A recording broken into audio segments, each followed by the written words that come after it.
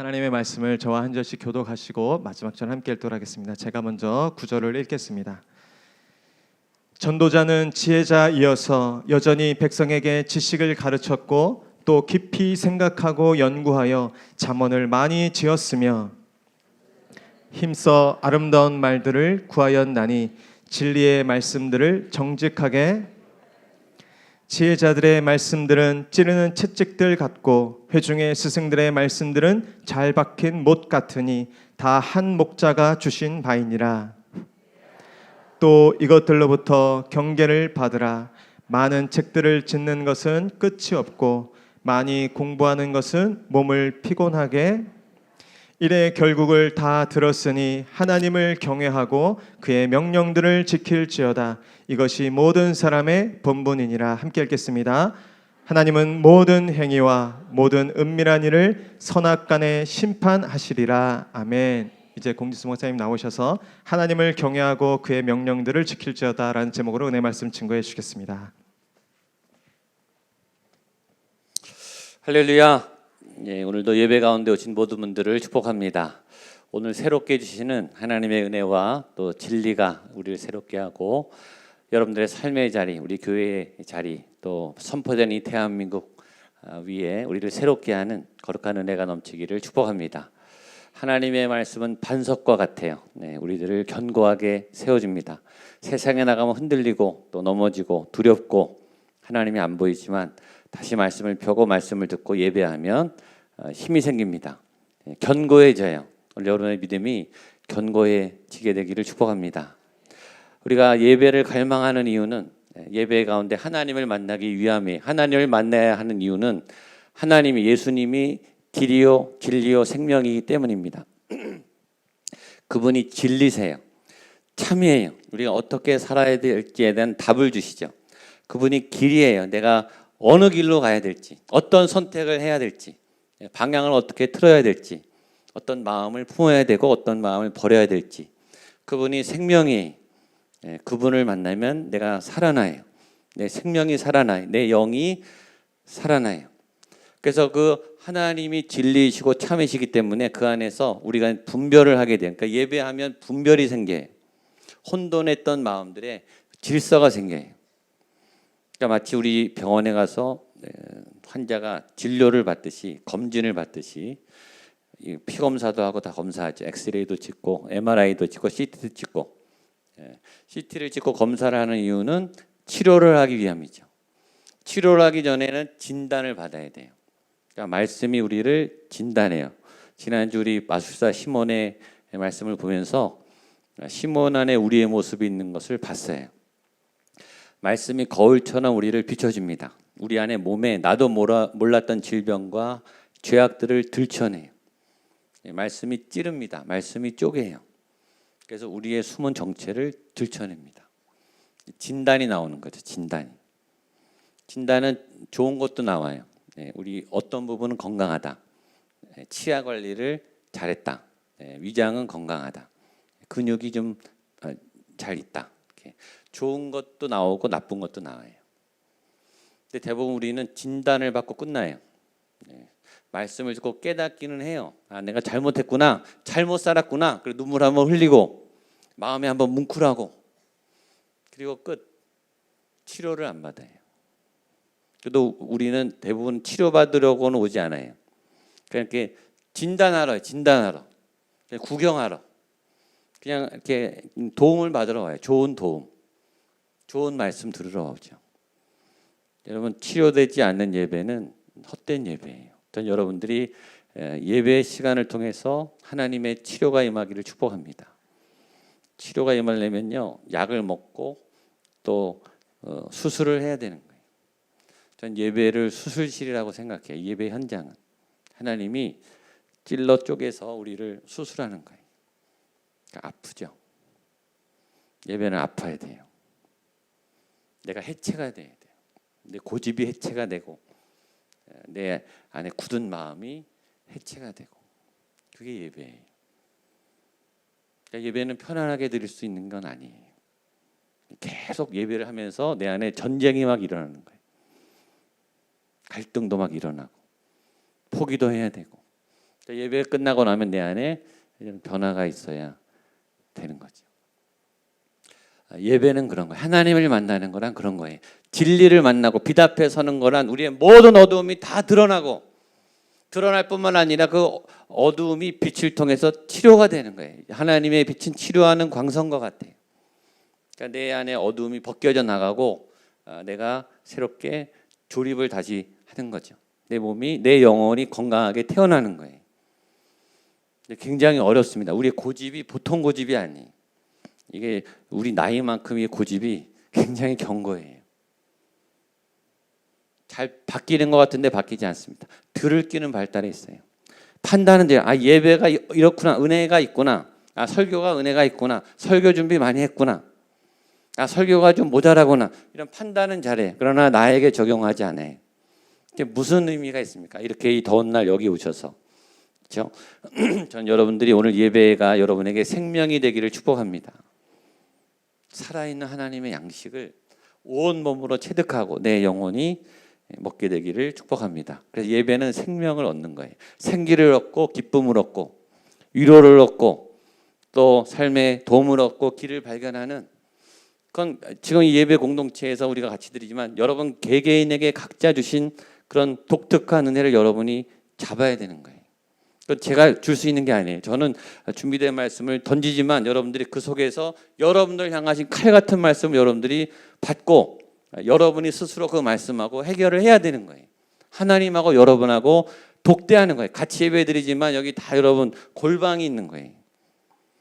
거기서 씨름을 하면서 믿음이 자라. 그래야 이 두려운 세상에 다시 나가서 이길 힘을 얻는 거죠. 안 그러면 무너져요. 또 당해요. 그렇게 당하고도 또 당하겠습니까? 또 당하고 싶으세요? 내가 죄에 대해서 다시는 넘어지지 않으리라. 반복하지 않으리라. 뭐가 좋다고 죄를 이렇게 껴안고 있어요. 번번이 알면서 당하면서. 저도 여러분도 반복하지 않게 되기를 축복합니다. 그래서 여러분의 신앙이 새로워져야 교회가 새로워지고 여러분의 가정도 새로워지는 거예요. 그러니까 하나님은 창조의 하나님, 그래서 날마다 새로워져야 되는 거예요. 맨날 똑같은 사역, 똑같은 분위기, 똑같은 믿음, 맴도는 믿음, 했던 것 또 하고 모험은 절대 하지 않고, 그러면 여러분 개인이나 공동체나 부서는 하나도 안 자라요. 위험한 모험을 하셔야 돼요. 위험한 수술을 해야 내 안에 이 독소가 제거되죠. 암종이 제거되죠. 예배는 수술대와 같아요. 하나님 앞에 서는 것은 수술에 들어가는 분들은 다 조마조마하죠. 그렇죠? 전신 마취를 하고 이 집도위가 아무리 잘해도 그 순간은 아무도 모르는 거예요. 그렇죠? 조마조마하죠. 하나님이 나를 어떻게 보시는지, 뭘 수술하시는지. 그런 갈망함으로 여러분 예배할 때 하나님은 반드시 여러분들을 고치시고 도우시고 여러분들을 붙잡아 주시고 여러분들을 살려주시고 오늘 꼭 필요한 여러분이 들어야 될 하나님의 말씀을 영으로 여러분들이 듣게 될 줄로 믿습니다. 주일날 임직 우리 후보자 선거는 다 잘 됐습니다. 우리 처음으로 투표소도 설치하고 해봤는데 우리가 소신 지원을 하셨어요. 259명이 하셨는데 200표 넘게 받은 분은 한 분도 없습니다. 그러니까 그 130표에서 180표 그 사이에 대부분 다 되셨어요. 그러니까 이제는 그냥 다 찍어주고 그런 건 아니더라고요. 저희 교회도 이제 소신 있게 아주 객관적으로 보면서 자신의 의견을 표현하는 그런 건강한 목회 토양이 형성되고 있습니다. 주일 저녁에 우리 온 가족들이 잘 너무나 많이 오셔서 너무나 행복하고 또 아주 풍성한 그런 잔치가 됐습니다. 외부에서 같이 우리 교인들 많이 만나니까 너무 좋더라고요. 또 이제 안 믿는 가족들, 또 오랜만에 온 가족들, 그런 분들도 같이 보게 되니까 참 좋았습니다.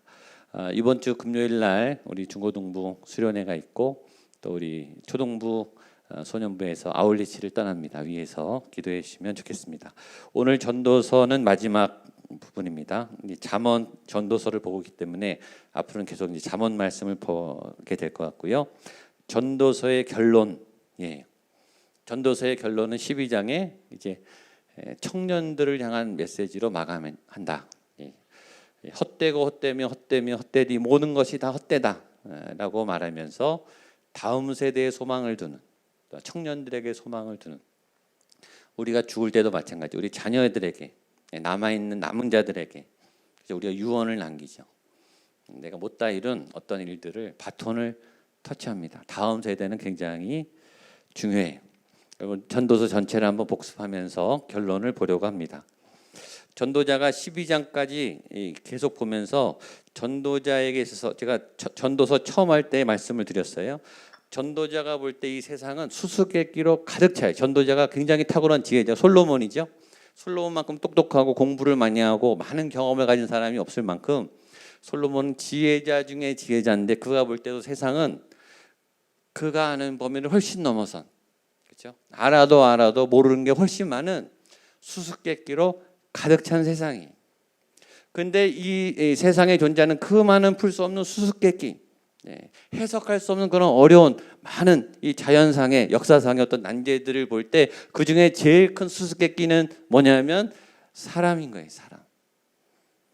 사람이 이 전도자가 볼 때는 제일 어려운 거예요. 지금 지구상에 74억, 75억 이렇게 이 어마어마한 인류, 그 사람들이 다 다르죠.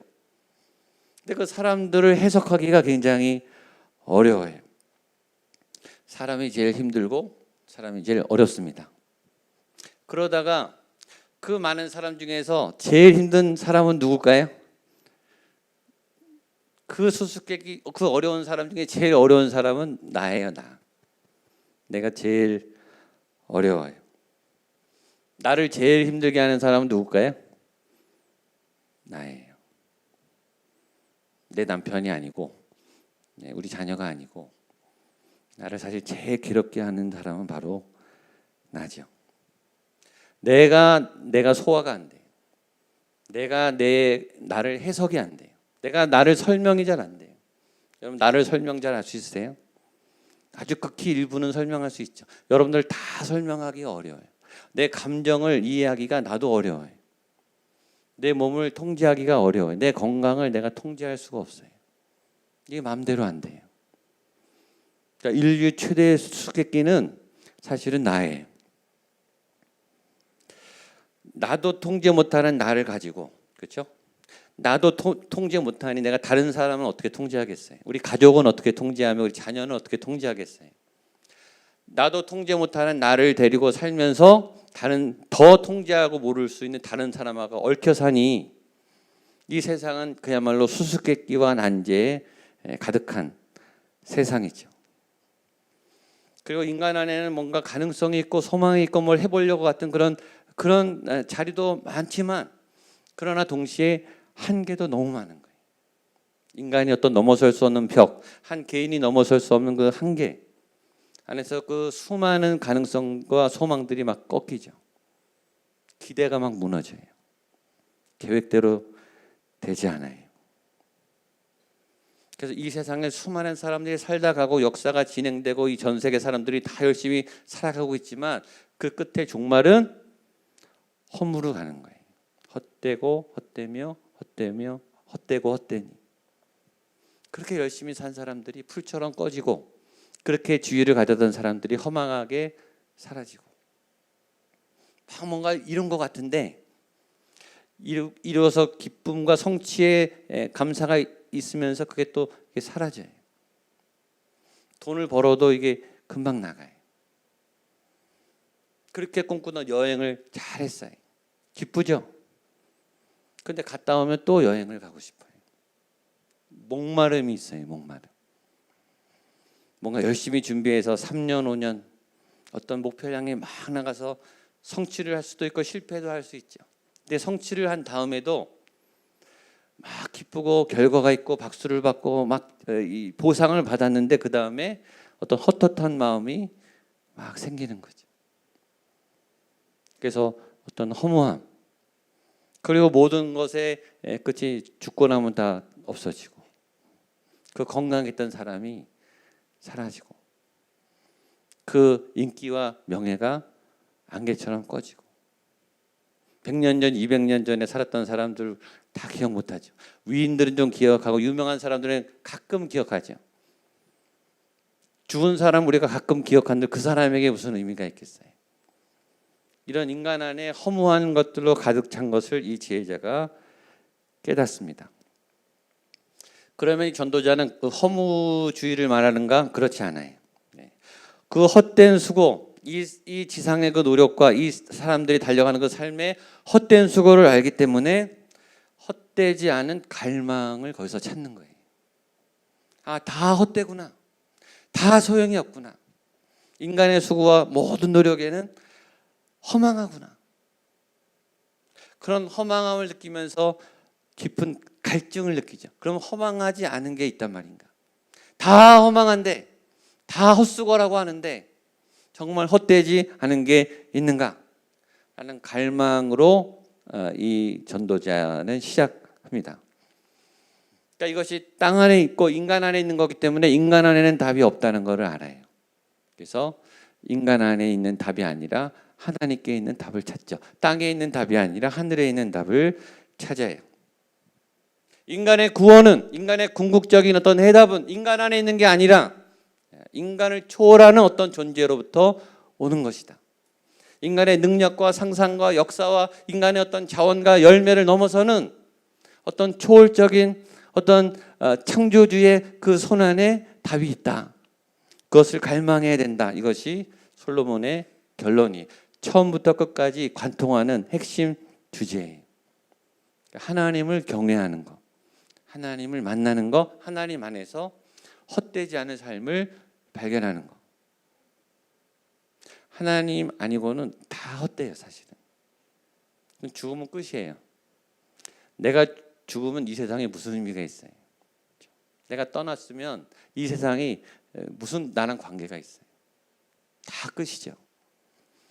근데 그 허무한 인생에 하나님 안에서 새로운 해석과 의미를 갖는 거죠. 전 여러분의 인생에 하나님 안에서 의미 있는, 가치 있는 삶을 발견하게 되기를 축복합니다. 세상을 보면 다 사실은 헛돼요. 그래서 막 의지도 막 꺾이죠. 오늘 이 결론을 내린 사람은 솔로몬입니다. 지혜의 대가고, 인생의 대가고, 전쟁의 대가고, 경영의 대가고, 건축의 대가고, 돈의 대가고, 예배와 영성의 대가예요. 모든 분야에서 최고의 지식과 또 최고의 업적을 이룬 최고의 사람 솔로몬. 그 사람의 결론은 결국 하나님을 경외하는 것이다. 인간의 궁극적인 참된 의미와 인간의 가치는 헛되지 않는 유일한 가치는 하나님 안에 있다라는 것을 우리에게 도전하고 있어요. 솔로몬이 경험하고 삶을 통해 이전해낸 삶의 결론은 하나님이. 전 여러분의 결론도 하나님이 되기를 축복합니다. 내 인생의 결론은 오직 예수. 한번 따라하시죠. 오직 예수. 오직 예수. 여러분 그렇게 되기를 축복합니다. 결국 내 인생의 결론은 예수님입니다.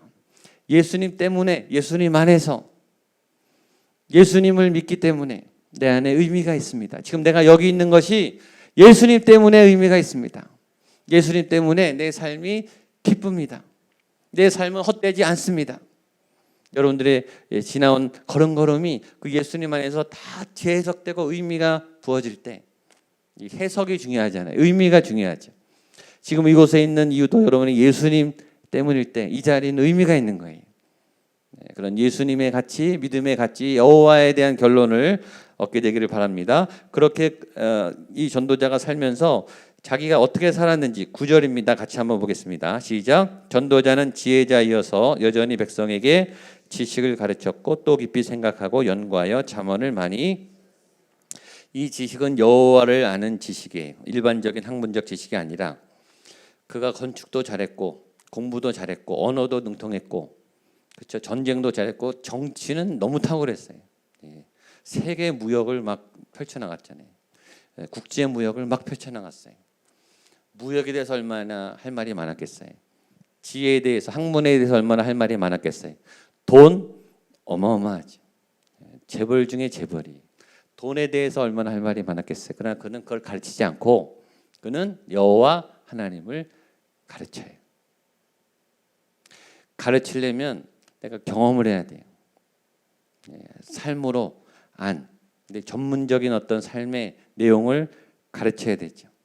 알아야 가르치죠. 모르는데 뭘 가르쳐요?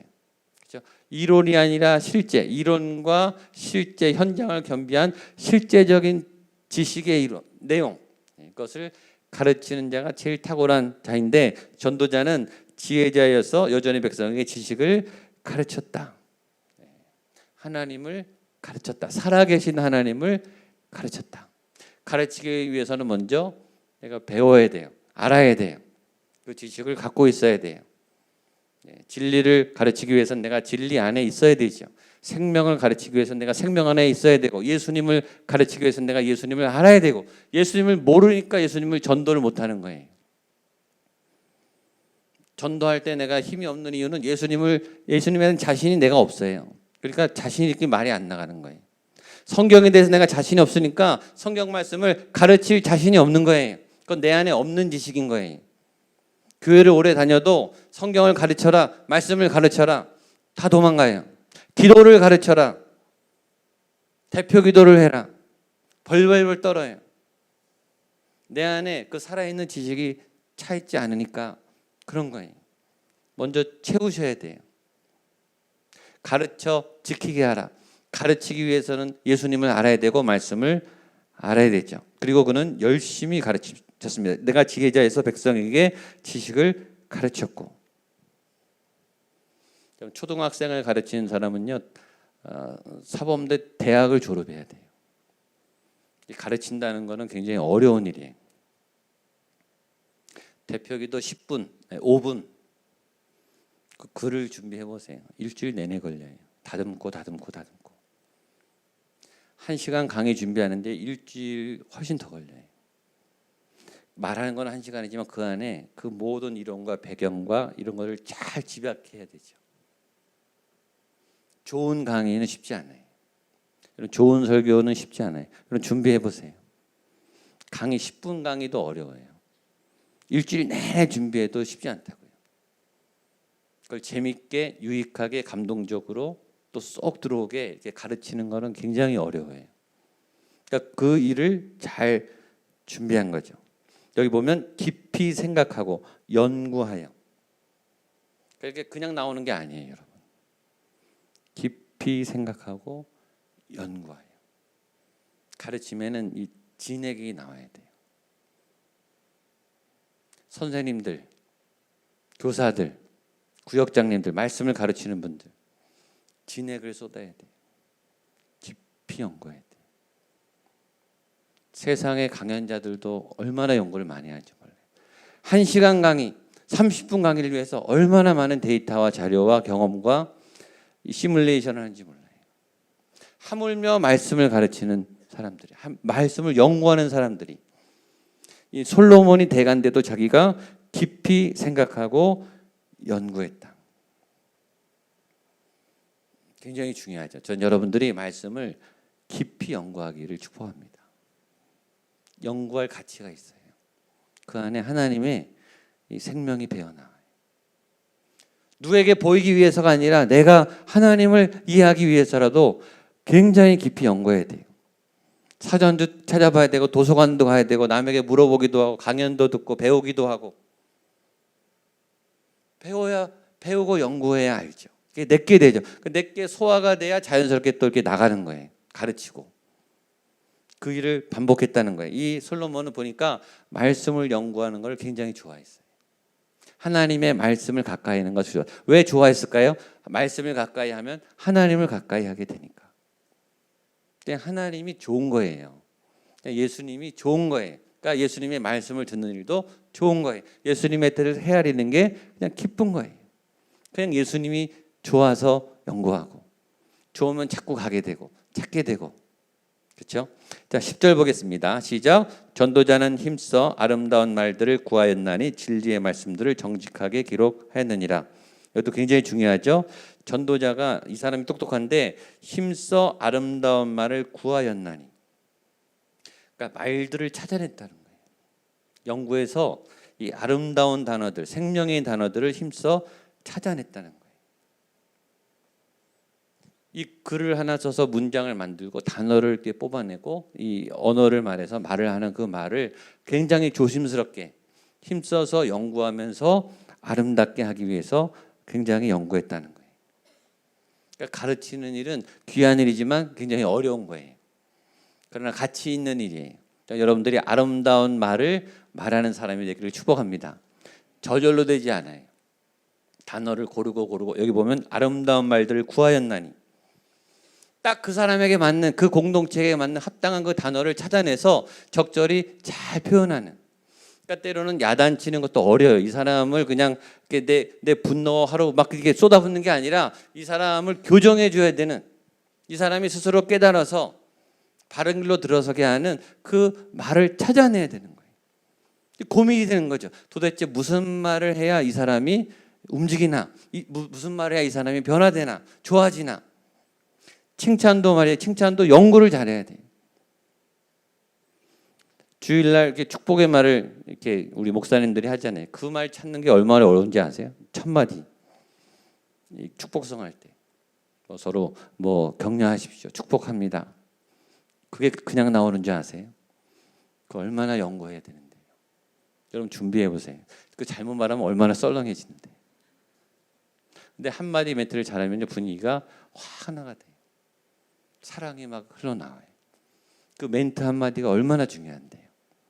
그런 멘트가 영적으로 우리의 진심을 드러내서 위로하고 축복하고 격려하는 그 말을 찾아내는 게 얼마나 어려운데요. 경우에 합당한 말 굉장히 중요해요. 근데 그거를 힘써 연구했다는 거예요.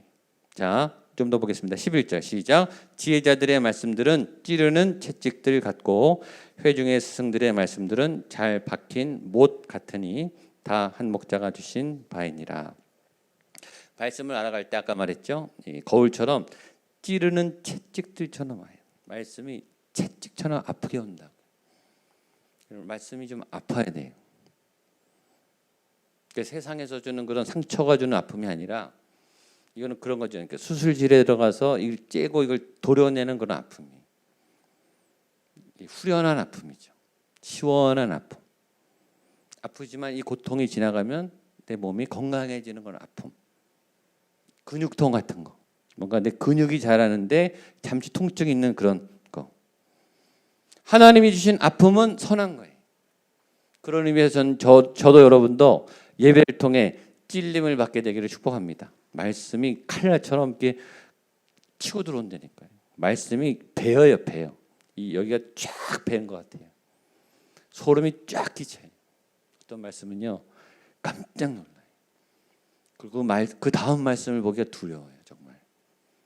얼마나 정확하게 내 속을 꿰뚫고 쳐들어오는지. 그래서 도망가면 안 돼요. 칼을 맞아야 돼. 말씀의 칼을. 성령의 검. 예리한 칼날. 좌우의 날선검이라고 했어요. 좌우의 날선. 여러분 아주 이렇게 칼갈이가 칼을 갈아서 살짝만 스쳐도 쫙 베는 그런 좌우의 날선검. 말씀이요 깊이 치고 들어와요. 채찍질처럼. 잘 박힌 못과 같으니. 못을 박을 때 아프지만 제대로 못이 박히는 거죠. 자, 12절 보겠습니다. 시작. 내 아들아 또 이것들로부터 경계를 받으라. 많은 책들을 짓는 것은 끝이 없고 많이 공부하는 것은 몸을 피곤하게 하느니라. 이것들로부터 경계를 받으라. 주의를 하고 또 경계를 지키고 깨달음을 얻고 선을 넘지 말고 절제력을 가지고 주일날 빌립에 얘기했죠. 지혜자는 선을 넘지 않아요. 배워야 될 것과 배우지 말아야 될 것을 분별해요. 가져야 될 것과 갖지 말아야 될 것을 분별해요. 말해야 할 것과 말해서는 안 될 것을 분별해요. 누가 분별하냐면 성령님이 지혜를 줘요. 말이 올라오는데 그 말을 하나님 막으세요. 그 말 하지 말라고. 막 하고 싶은데. 근데 성질에 못 참아서 해내면 나중에 후회하죠. 안 하기를 잘했다. 어떨 때는 막 해야 되는데 자신이 없어요. 하기가 싫어요. 두려워해요. 이 말을 하면 서로 불편해져요 지금. 저 사람 좋아하는 사람인데 이 말을 근데 성령님이 하라 그랬대요. 그럴 때 막 벽이 무너져요. 이 허물이, 이 어색함이 사라져요. 조심해야 될 것과 조심하지 않아도 괜찮은 것, 위험한 것과 위험하지 않은 것, 두려워해야 하는 것과 두려워하지 말아야 할 것의 경계, 가야 할 것과 가지 말아야 할 것, 마땅히 품어야 될 마음과 품어서는 안 될 마음의 경계, 이것을 말씀이 우리에게 가르쳐 주는 거예요. 그러니까 하나님하고 동행하는 사람들은 질문이 많아요. 하나님 이거 해야 될까요? 멈춰야 될까요? 하나님 답을 해주세요. 제가 기다릴게요. 조심하고 경계하셔야죠. 어떤 분들은 기도는 하는데 결론은 자기 생각대로 해요. 일단 자기 마음에 품은 게 있으니까. 그게 아니라 답이 올 때까지 기다리셔야 돼요. 경계하고 조심하고. 자, 마지막 13절 결론입니다. 시작. 일의 결국을 다 들었으니 하나님을 경외하고 그의 명령들을 지킬지어다. 이것이 모든 사람의 본분이라. 14절.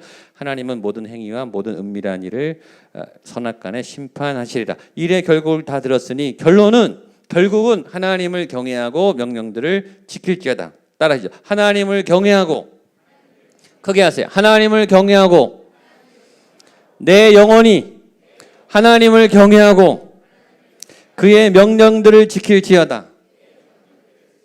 이게 결론이에요. 전도서의 결론, 솔로몬의 결론. 내 인생은 하나님을 경외하고 그의 명령들을 지킬지어다. 하나님을 경외하고 하나님을 사랑하고 하나님을 두려워하고 하나님을 기억하고 하나님과 동행하고, 거기서 끝이 아니라 그의 명령들을 지킬지어다. 지키는 게 어려워요. 깨닫는 건 좋은데, 좋은 말씀 듣는 건, 은혜 받는 건 좋은데 지키는 건 어려워요. 여러분 예배 은혜가 있으면요, 그때는 막 다 될 것 같아요. 예배 찬양하고 선포하고 말씀 듣고 위로를 받으면 거기선 될 것 같아요. 근데 현장에 나가면 하나도 안 될 것 같아요. 지키는 게 어려워요. 지키는 게. 그래서 다시 충전받고 그 일을 반복하다 보면 이 은혜가 그 현장에서 임하기 시작해요. 그건 어떻게 생기느냐면 지킬 때 경험되는 거예요. 자꾸. 전에 한번 얘기했죠. 내가 10번을 시도했는데 전에는 한 번도 안 됐다가 어느 날 한 번이 되기 시작하는 거예요. 그게 중요해요. 제가 10번을 예배하고 될 것 같다가 나갔는데 10번 다 무너졌어요. 11번째 됐어요. 그럼 12번째 되느냐? 또 안 돼요. 그리고 한 번 되기 시작하면 그게 이제 시작인 거예요. 그러다가 좀 지나면, 몇 달 지나면 2번을 이겨요. 그게 하나님의 명령을 지킬 때 우리 안에 일어나는 어떤 영적 경험의 축적이. 그걸 경험한 사람들은 현장이 점점 두렵지 않아요. 현장에서 싸우기 시작하는 사람이 돼요. 그러니까 교인들은 두 가지, 교회 안에서만 잘 싸우는 분이 있고, 교회 안에서 사역만 잘하는 분이 있고, 현장에서 잘하시는 분이 있어요. 누가 진짜일까요? 현장에서 이겨야 돼요. 주일날 말씀드렸죠. 우리의 사명은 교회 안에 있는 게 아니고 우리의 사명은 현장에 있어요. 사실은. 그게 우리의 진짜 믿음의 평가 자리예요. 하나님의 명령을 지키는 자리는 치열한 우리의 세상의 삶의 자리, 가정의 현장이, 일터에, 여러분의 이웃과의 관계, 그게 우리의 믿음을 대변해. 거기서 살아계신 하나님을 느낄 수 있는 사람이 진짜 신앙인의 시작이죠. 일의 결국을 들었으니 하나님을 경외하고 그의 명령들을 지킬지어다. 이게 왜 중요하냐면 마지막 하나님이 심판하시기 때문이에요. 그렇게 살았는가 안 살았는가 우리 마음대로 평가하면 좋겠지만 하나님이 심판한다는 거예요. 너가 제대로 하나님을 믿는 삶을 살았느냐 아니냐, 그건 중심을 보시는 하나님이 판단하시기 때문에 잘하였도다 착하고 충성된 종아, 이 말을 저는 여러분들이 듣게 되기를 축복합니다. 그래서 우리가 하나님을 경외하면 그 말을 들었을 때 우리의 모든 삶은 헛되지 않고 의미가 있는 거예요. 보상이 다 되는 거지. 그것은 하나님과 함께 할 때 오는 그런 만족함이죠. 이런 은혜가 저에게도 여러분에게도 우리 교회에도 가득하게 되기를 주님의 이름으로 축복합니다. 아멘. 그런 믿음으로 일어나셔서 우리 힘차게 찬양하겠습니다. 거리마다 기쁨으로 하늘의 산 위에서 계곡까지